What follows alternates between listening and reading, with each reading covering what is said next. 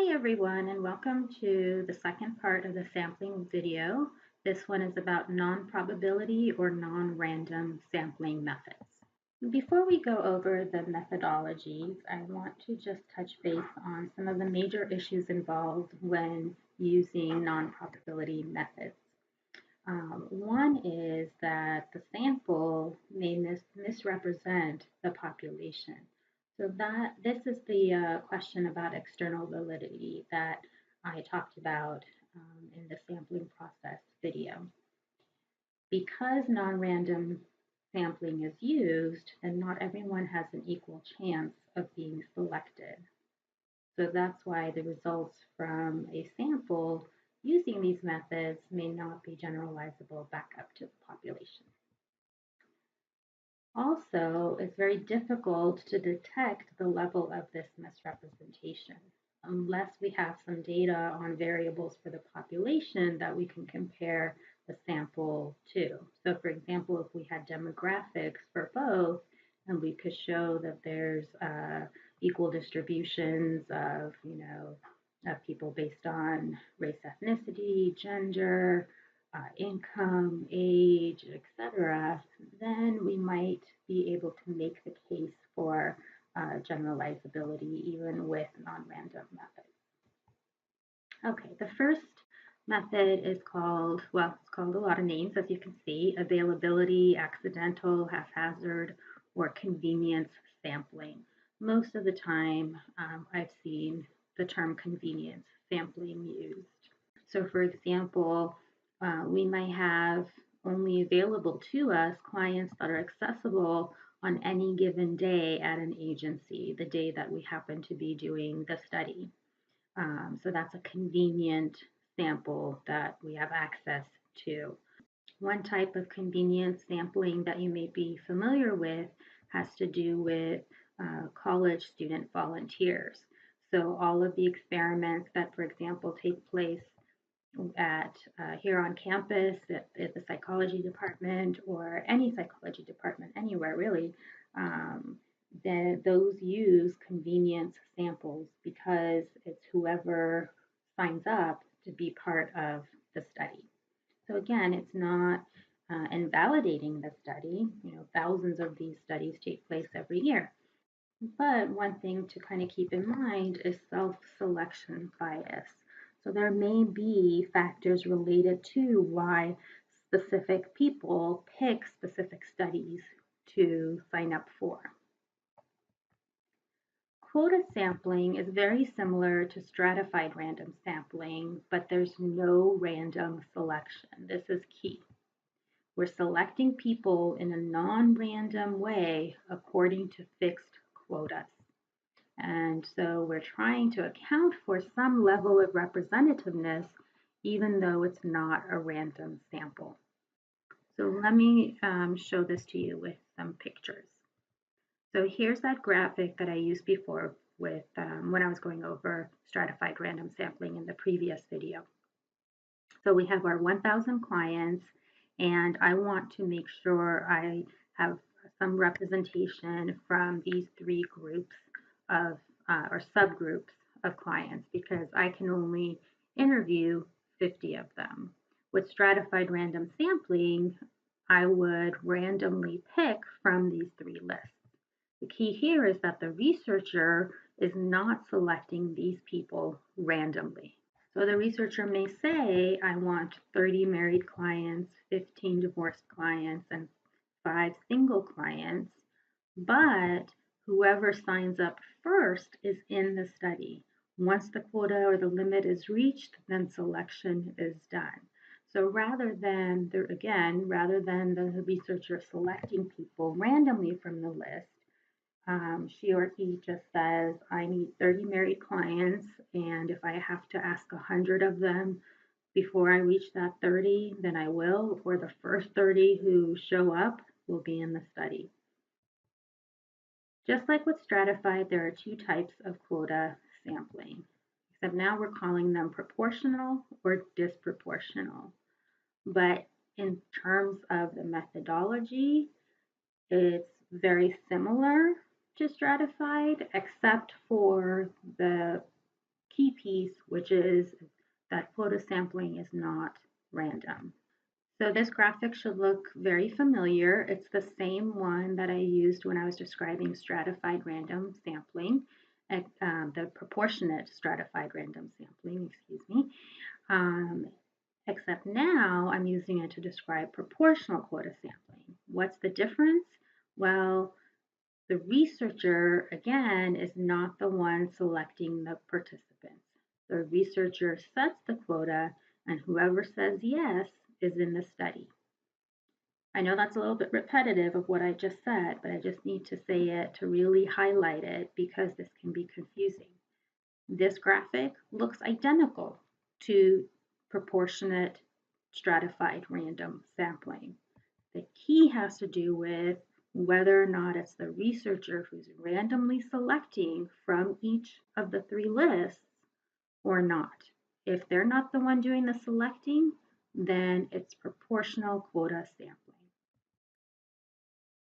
And you may have guessed that disproportional quota sampling then is very similar to disproportionate stratified random sampling.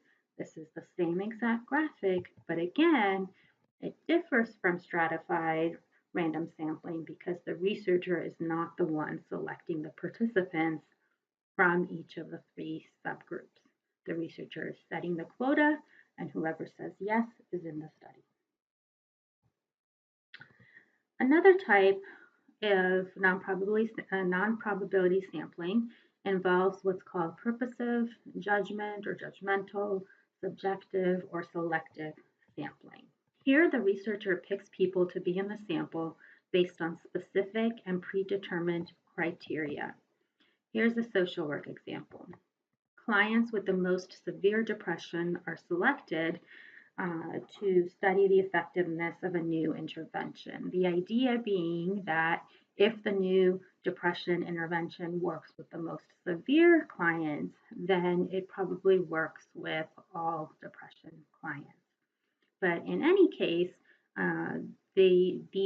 this particular group of severe depression clients was picked on purpose. Here's another purposive sampling example with pictures. So let's say a researcher wants to study students in a class. There's the class.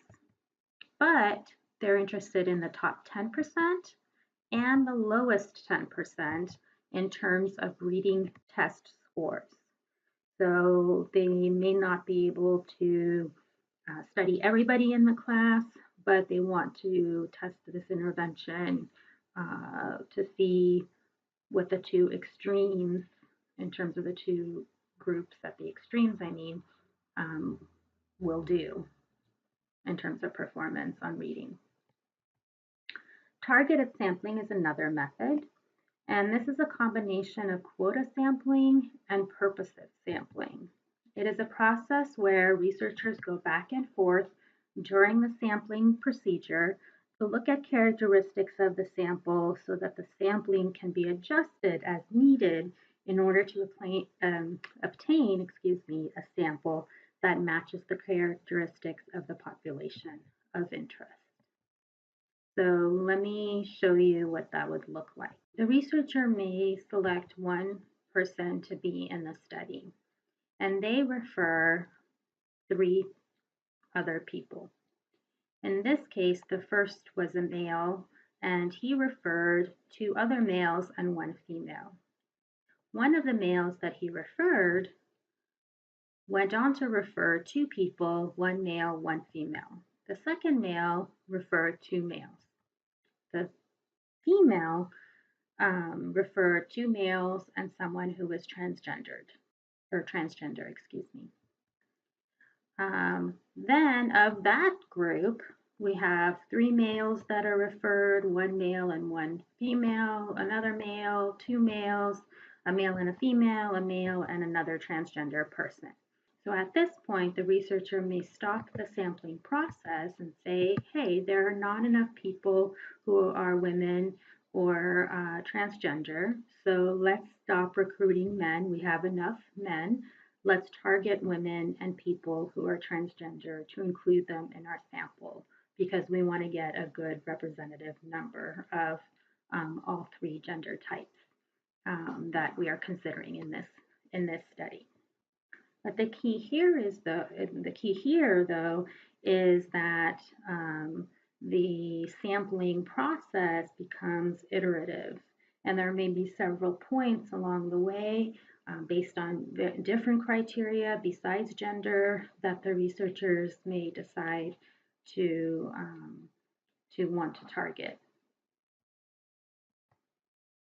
Another type of non-probability sampling is called snowball sampling.